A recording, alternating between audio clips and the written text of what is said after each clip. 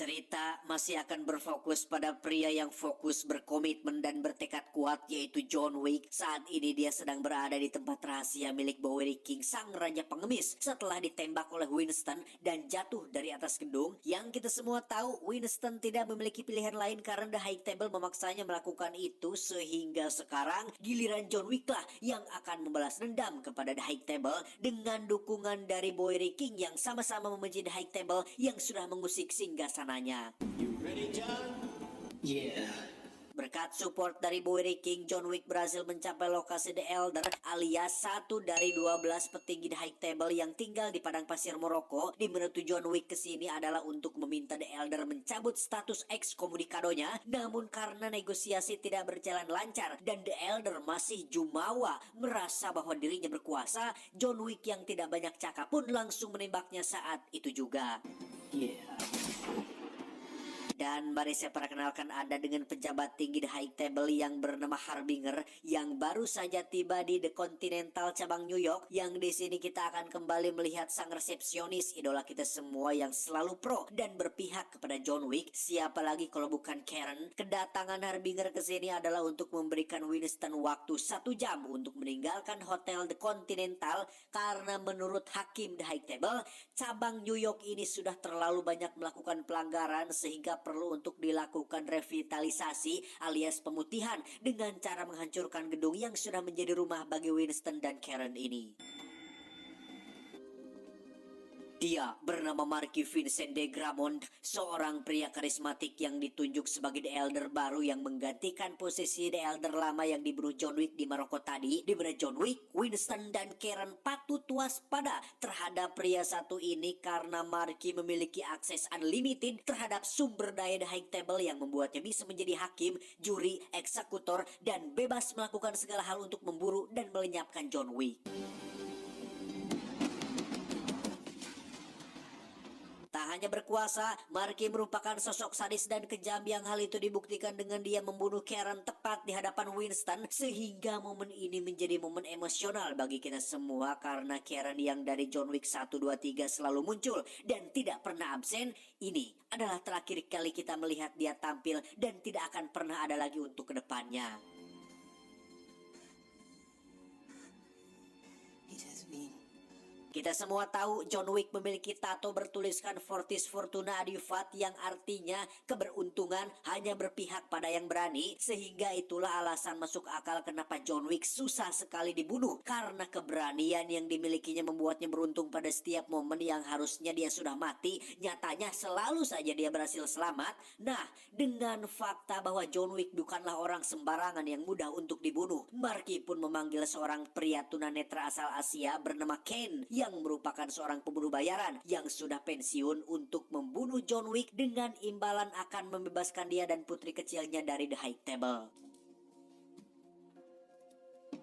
Excellent.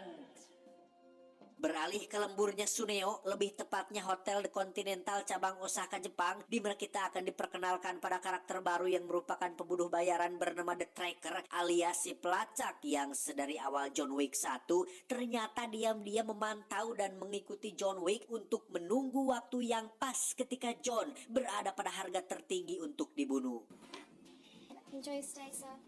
Dia bernama Shimazu, sang manajer Hotel The Continental yang hampir sama seperti Winston. Beliau juga berteman baik dengan John Wick, bahkan saat ini sedang melindungi John Wick dengan memberikannya tempat persembunyian yang aman. Namun ternyata tak cukup aman untuk The High Table mencurigai adanya John Wick di tempat ini. Welcome to the Osaka Continental. How can I help? The manager. What, the high table? Dia bernama Chidi, seorang koordinator tim elitnya Marky yang ditugaskan untuk memeriksa Hotel The Continental Jepang, di mana Shimazu langsung menyuruh pasukannya untuk bersiap karena merasa bahwa pasukan elit Marky pasti akan bersikeras untuk mengambil alih tempat ini. We speak for the Marquis.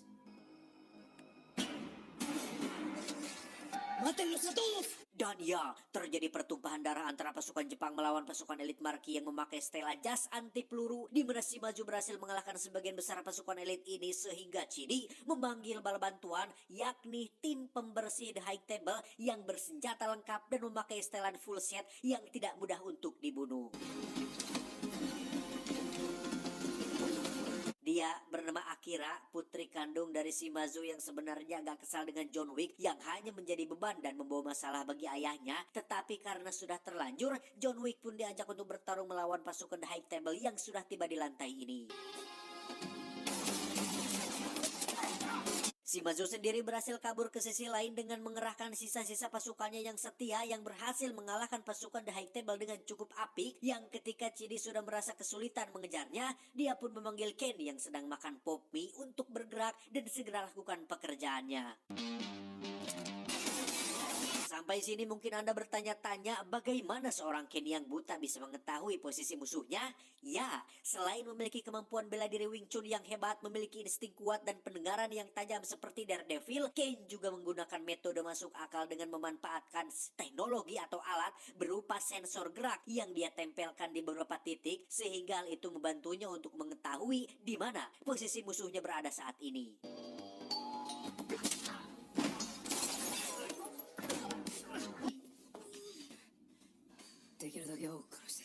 Setelah Shimazu dan Akira aman, kini John Wick harus sendirian melawan semua musuh yang kembali kita akan melihat style bertarung jarak dekat John Wick yang bernama Gunfu alias seni bela diri modern gabungan senjata dan kungfu, di mana John Wick menggunakan nunchaku ala Bruce Lee dan berhasil mengalahkan mereka semua dengan cukup mudah.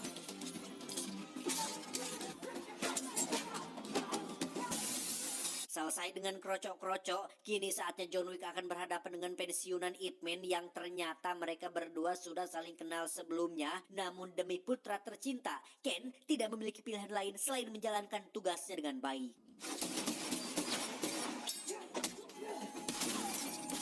Dan ya, The Tracker berhasil menyelamatkan John Wick dari ancaman kematian si Ken. Tak hanya satu kali, tetapi 2 kali ketika John Wick akan melarikan diri, di mana The Tracker dengan belak-belakan mengutarakan alasan kenapa dia menyelamatkan John Wick adalah karena The Tracker sedang menunggu waktu yang pas ketika John Wick berada pada harga tertinggi lebih dari 20 juta US dollar yang saat ini baru saja dilabelkan padanya.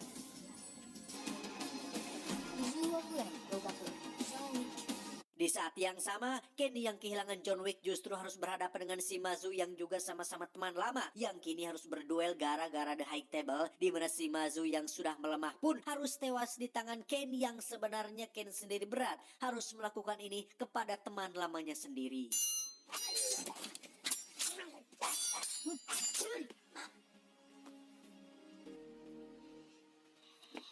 Beralih ke si Marky yang baru mendengar kabar jika pasukan elitnya gagal membunuh John Wick, di mana The Tracker terlihat berada di sana untuk membuat kesepakatan dengan Marky, yakni meminta bayaran 25 juta dolar, 5 juta lebih besar dari harga sayembara yang dilabelkan pada John Wick saat ini, di mana Marky yang memiliki watak keras, kejam dan sadis pun justru malah menikam telapak tangan si The Tracker untuk menunjukkan bahwa dirinya bukanlah orang yang biasa yang bisa diajak bernegosiasi, apalagi oleh seorang pembunuh bayaran biasa seperti The Tracker ini.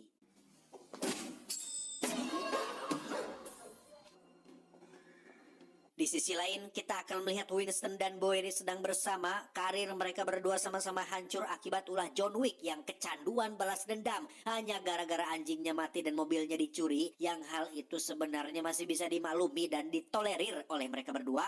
Tetapi ketika John Wick sudah bertindak terlalu jauh dengan menantang The High Table yang merupakan organisasi tertinggi di kasta tertinggi di dunia kriminal, mereka berdua merasa harus perlu untuk menghentikan aksi brutal John Wick yang dengan mencarikan solusi yang tepat agar hidup John Wick bisa kembali damai dan tidak terus-terusan capek diburu tanpa henti, yang membuatnya tidak sempat untuk bahkan sekedar makan dan istirahat-istirahat acan.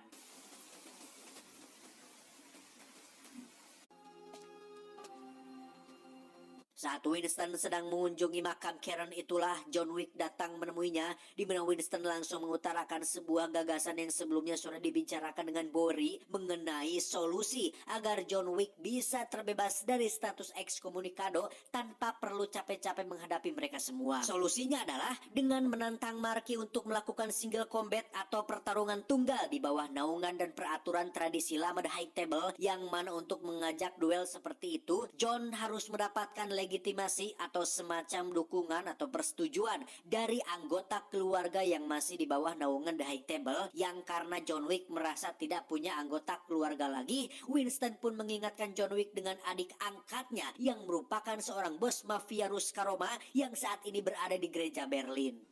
Revenge.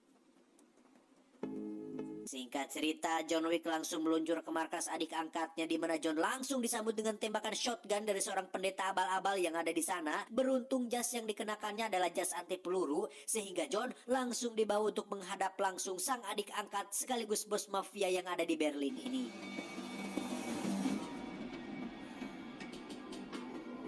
Dan inilah Katia, adik angkat si John semasa masih bergabung dengan keluarga Ruska Roma atau semacam organisasi kriminal Rusia, di mana John langsung mengungkapkan maksudnya datang ke sini adalah untuk meminta dukungan agar dirinya bisa mengajukan tantangan kepada Marky. Namun Katia mengajukan satu syarat, yaitu John harus membalaskan dendam kematian ayah angkat mereka berdua yang mati dibunuh oleh salah satu anggota The High Table yang bernama Killa.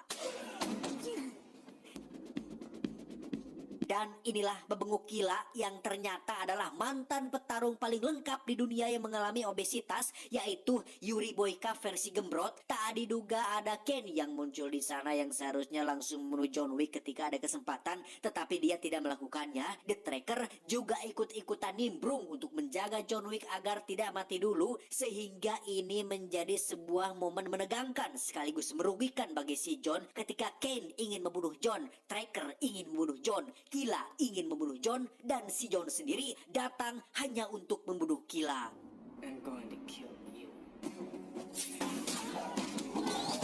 Seperti yang sudah saya jelaskan, tato bertuliskan Fortis Fortuna Adivat yang tertera pada punggung si John benar-benar membuatnya beruntung, karena ketika seharusnya John sudah mati sedari tadi, dia justru malah mendapat bantuan dari Ken dan The Tracker, sehingga John bisa tetap fokus untuk memburu Killa. Di tengah kerumunan orang-orang yang sedang berjoget, John Wick tetap fokus mencari Killa yang nyumput di antara mereka semua, yang ketika sudah ketemu dan sempat terjadi sedikit pertarungan, tiba-tiba entah terbuat dari apa sumsum dan tulang belakang John Wick, saya perhatikan dari John Wick chapter 1 sampai ke 4 ini, sudah kesekian kalinya John Wick jatuh dari ketinggian yang ekstrim dan mendarat di permukaan yang tidak hipu, namun masih saja bisa bangkit, bahkan melanjutkan pertarungan seolah tidak terjadi apa-apa.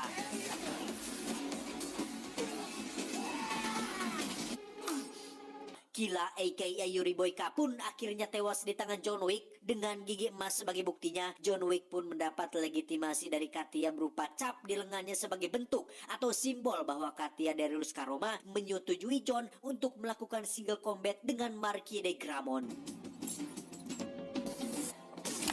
Beralih ke kediaman si Marky, Winston yang berperan sebagai pendamping John Wick pun mengajukan tantangan duel kepada Marky dengan dasar aturan tradisi lama The High Table, yang barang siapa mengajukan single combat atas nama The High Table, maka orang yang bersangkutan wajib tidak bisa tidak untuk menolak tantangan tersebut. Apabila Winston dan John Wick kalah dalam duel nanti, maka Marky bebas membunuh mereka berdua kapanpun tanpa harus melakukan effort edan-edanan seperti ini, sekaligus menaikkan derajat dan nama Marky sendiri di kalangan The High Table.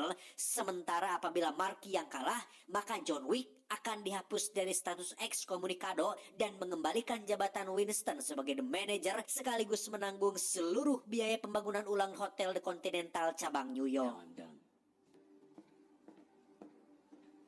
Berlokasi di Paris, Prancis, Harbinger sang pejabat tinggi The High Table pun akan menjadi juri untuk kedua belah pihak, di mana pertemuan ini adalah untuk menentukan jenis duel apa yang akan dilakukan, yang setelah keduanya membuka kartu secara acak, akhirnya duel pun resmi ditentukan bahwa layaknya duel koboi, John Wick dan Marky akan melakukan adu tembak sampai mati dengan aturan yang nanti akan dijelaskan, yang karena Marky tidak kompeten dalam hal ini, maka dia pun menyerahkan tugas ini kepada orang yang lebih tidak kompeten, yaitu Ken yang jelas-jelas tidak bisa melihat, boro-boro adu tembak, QWC umum saja sering salah masuk female, namun karena Ken memiliki insting tajam dan pengalaman yang banyak, maka kemampuannya jelas tidak bisa diragukan. Duel sendiri akan dilakukan tepat pada esok pagi pukul 6.20 bersamaan dengan matahari terbit. Apabila ada yang datang terlambat, maka orang tersebut dinyatakan kalah dan berhak mendapatkan door prize, yaitu eksekusi mati.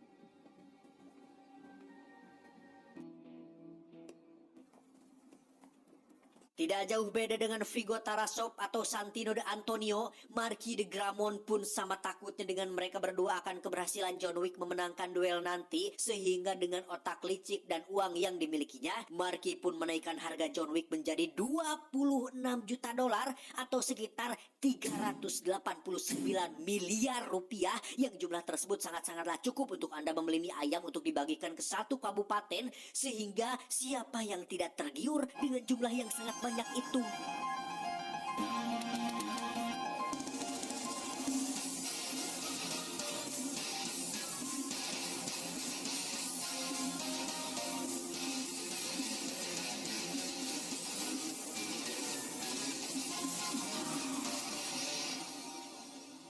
Dengan Bowery dan Winston di pihaknya, John Wick pun dimodali pistol terbaik yaitu Pit Viper 9mm dengan serat optik statis, kompensator port tunggal, akurasi dan ergonomis yang tiada duanya, sehingga pistol pamungkas ini sangatlah cocok untuk John Wick membrutal kepada para pembunuh bayaran yang menghalangi jalannya. Thank you, King.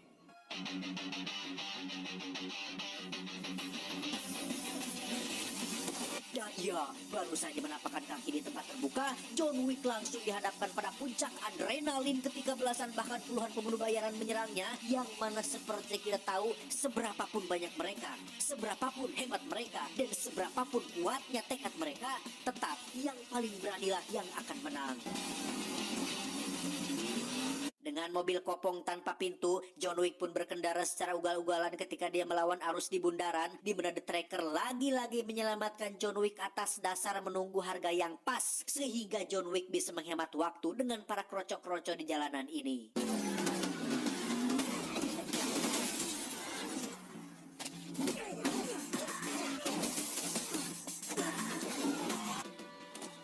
Karena para pemburu makin banyak bermunculan, John Wick terpaksa masuk ke dalam satu gedung kosong minim pencahayaan, yang mana tempat ini sangatlah menguntungkan baginya karena seperti kita tahu, John Wick memiliki julukan Baba Yaga alias hantu karena bisa muncul dan menghilang dengan cepat di kegelapan.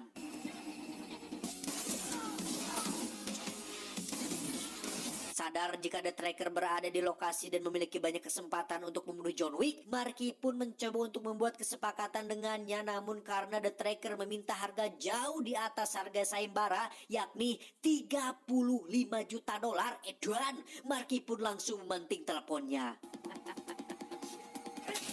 Setelah dipikir-pikir, Marquis akhirnya kembali menghubungi The Tracker untuk menyetujui harga tersebut, tetapi Tracker kembali menaikkan harga sebesar 40 juta dolar, sehingga daripada tawar-menawar tidak selesai-selesai, Marquis pun langsung menyetujui harga tersebut, sehingga John Wick menjadi orang pertama dengan harga sayembara paling tinggi dalam sejarah The High Table. The lottery just went up.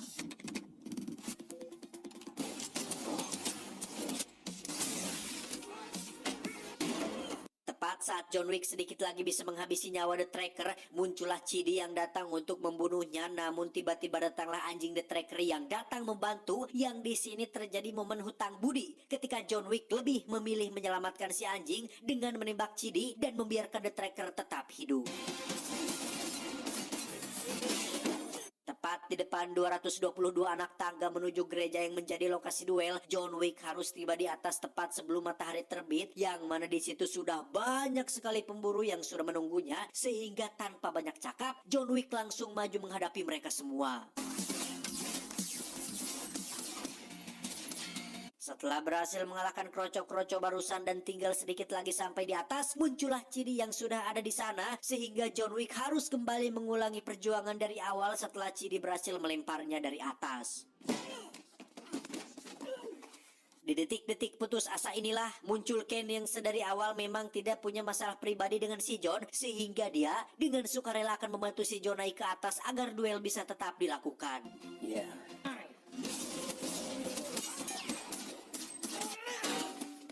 Ketika Chidi merasa senang dan sombong terhadap mereka berdua, Ken pun berhasil melumpuhkannya menggunakan benda yang identik dengan John Wick, yaitu pensil 2B yang biasa dipakai siswa-siswi ujian, yang ketika Chidi masih belum menyerah dan berhasrat untuk membunuh, muncullah The Tracker bersama anjingnya yang berniat untuk membalas budi atas pertolongan John Wick di gedung tadi.